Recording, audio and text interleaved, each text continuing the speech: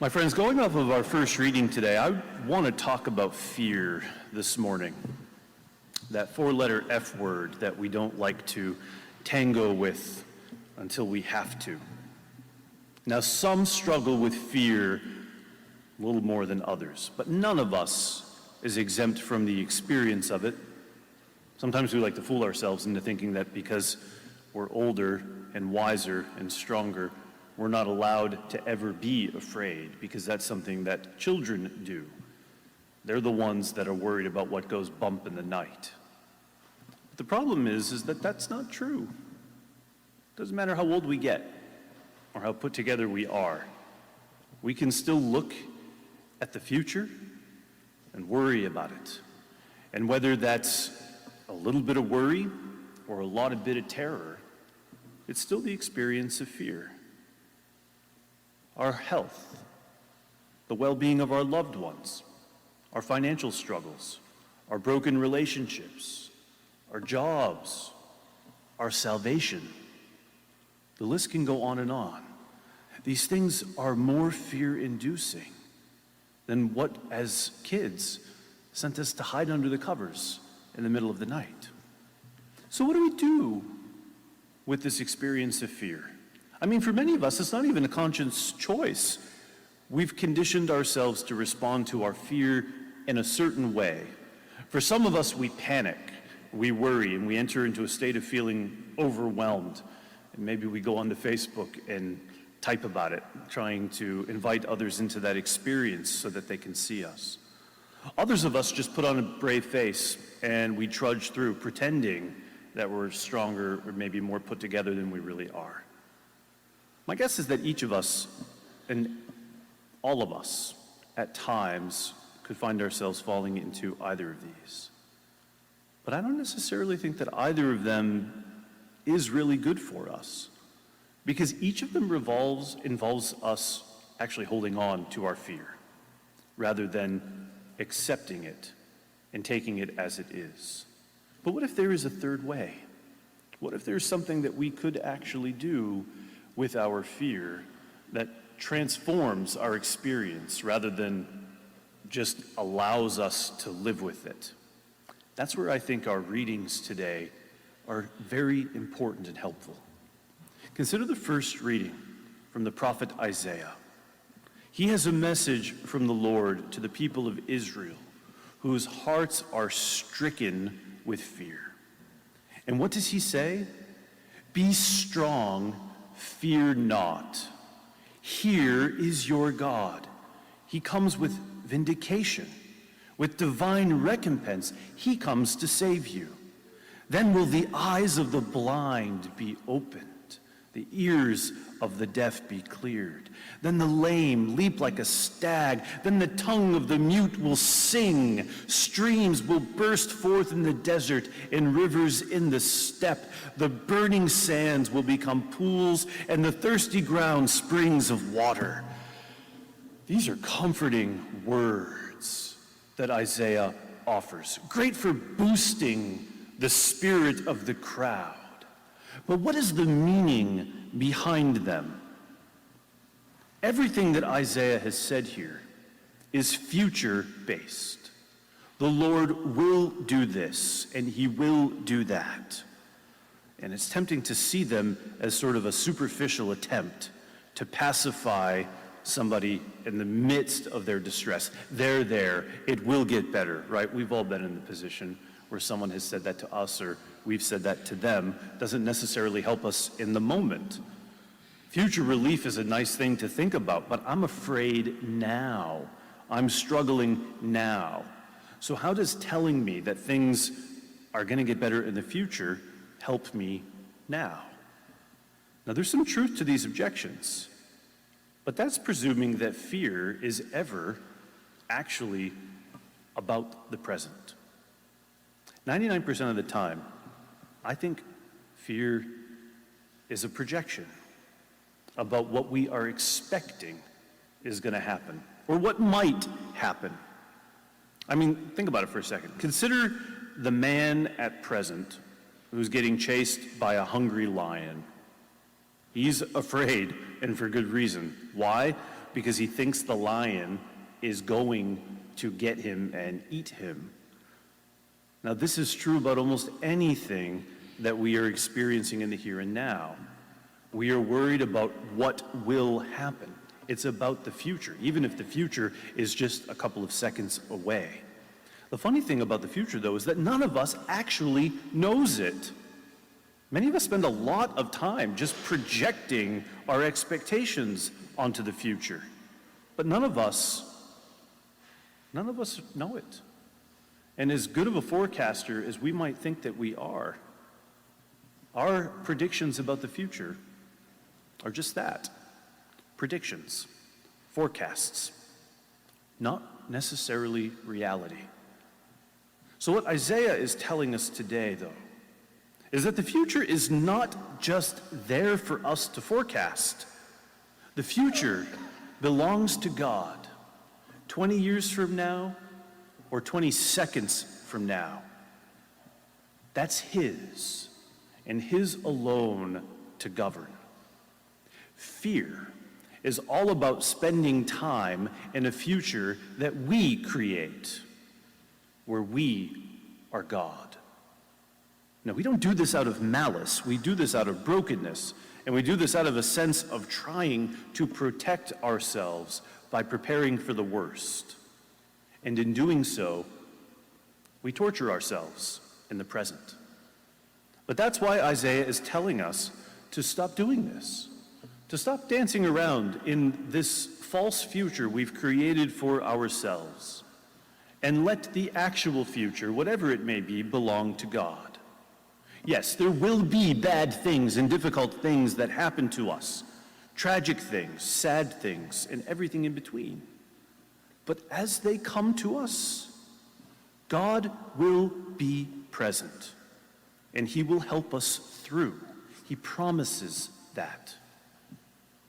Now, ironically, the best kind of fear is the most childlike fear, infantile fear, the kind that we really don't like.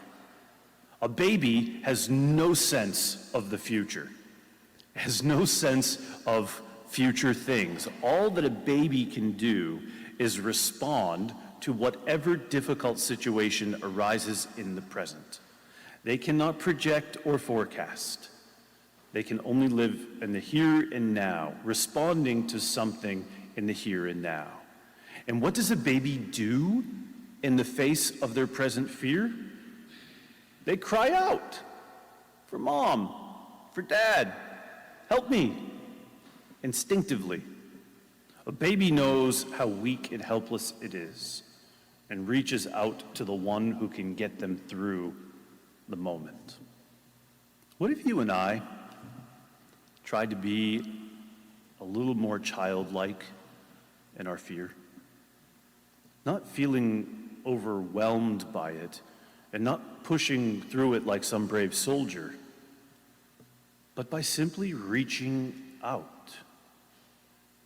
to God. Our gospel today shows us what happens when we do this. Jesus concretizes the words that Isaiah spoke in our first reading today.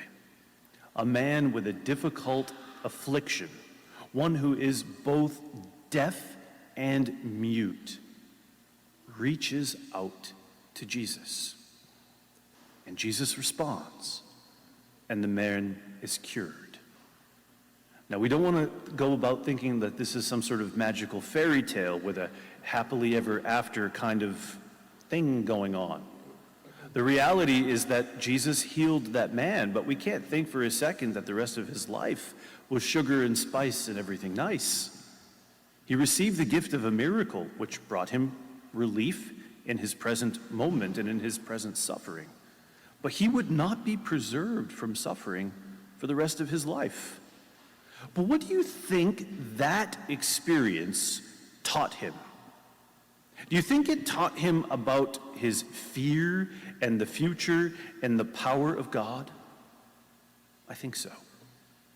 My guess is that this man, whatever trials he endured for the rest of his life, he was able to do so with faith and trust in the goodness and nearness of God. Imagine the next day, or the next week, or the next year after this miracle.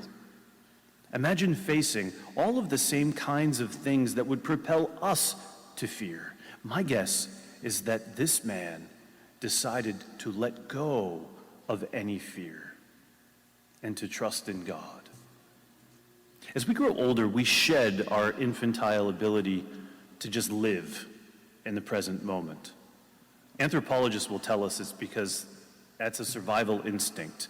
By having a firm memory of the past and thus the ability to forecast the future, we increase our chances of surviving dangerous situations. And that may be part of it, but I think there's a bigger reason. I think that the reason why we can look to the past and the future is not so that we can figure out how to survive, but so that we can figure out just how present and active God always is. As we look to the past, everyone in this church today can see the hand of God at play in their lives. I guarantee it. I mean, he brought you to this present moment. And you can look through many of the horrific things that you've gone through, and you can see the presence of God. Now, this should empower us then to look to the future and to expect the same thing. We call that hope. And yet fear still gets in the way. And we think that somehow God is not the God that he says he is, and that it really depends upon us to figure it out, and that we're the gods then of our own future. No wonder why so many of us feel like we're just trying to survive, because that's exactly what we're trying to do. What if we gave that up? What if we cried out to the God who made his power in goodness and nearness as known to us as he did to the man in the gospel today, and trust that no matter what happens in the future, good, bad, or downright ugly, that God is still God, and he is still working for our good. We might be able to stop trying to survive, and we might actually be able to thrive. So wherever you're at right now, whatever's burdening your heart, my guess is that 99% of it is us dancing around in the future that we forecasted by ourselves. And that is a scary, unreal shadowland. So instead, let's look to the real future, the one that God has promised that he will be in. And there's no projection there. He's told us that. He hasn't told us what has happened, but he has told us, I will be with you always. We look to the concrete fulfillment of Isaiah's promise on the shore of the Sea of Galilee. We look to it on the cross. We look to it in our own lives. And we see the goodness of God being the thread that has followed us through to this moment. Let's not believe for an instant that he's going to sever that thread. We are told and promised of the glory that awaits. That's why we come here. That's what the Eucharist is all about. The great forecast, the great promise of what God will do for us. He will bring us into communion with himself. Let's be meditators, reflectors, and lovers of this mystery. And in so doing, slowly, give up more of our fear and let God replace it with the virtue of hope.